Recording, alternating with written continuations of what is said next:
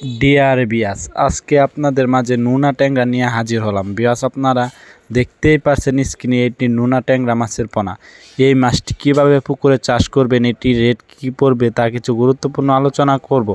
আপনার ভিডিওর লাস্টে আমরা এটির প্রাইস বলে দেব, আপনারা সম্পূর্ণ ভিডিওটি লক্ষ্য করে দেখবেন। বিয়াস, কেউ কেটে কেটে দেখবেন না, আমরা সম্পূর্ণ ভিডিওটি লক্ষ্য করে দেখেন। আমরা আপনাদেরকে সব কিছু বলে দেব, এই মাছটি কীভাবে চাষ করবেন, কীভাবে পুকুর প্রস্তুতি করবেন তা কিছু গুরুত্বপূর্ণ আলোচনা করব। আপনারা ভিডিও লাস্ট পর্যন্ত দেখেন। বিয়াস, এই নোনা ট্যাংরা মাছটি পুকুরে চাষ করতে হলে পুকুরটি ভালোভাবে মজুত করে নিতে হবে।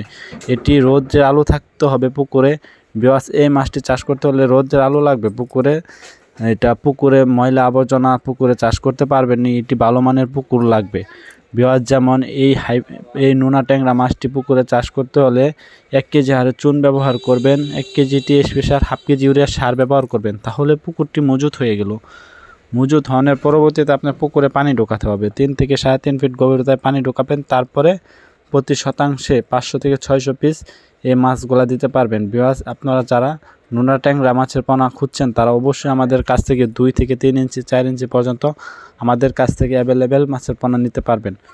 বিয়াস, এই নোনা ট্যাংরা মাছটি অল্প দিনে বাজারজাত করা সম্ভব। এই মাছটি চাষ করে চাষিরা লাভবান হওয়া সম্ভব। তা বিয়াস, যাদের ভালো মানের পুকুর আছে তারাই এই মাছটি চাষ করতে পারবেন। তা বিয়াস, আপনারা যারা হাইব্রিড মাগুর মাছের পোনা খুঁজছেন অবশ্যই আমাদের ডেসক্রিপশনে লিঙ্ক দেওয়া থাকবে, চাইলে আমাদের ওই হাইব্রিড মাগুর মাছের ভিডিওটি দেখে আসতে পারেন। যাদের ময়লা আবর্জনা পুকুর আছে তারা হাইব্রিড মাগুর মাছ চাষ করতে পারবেন।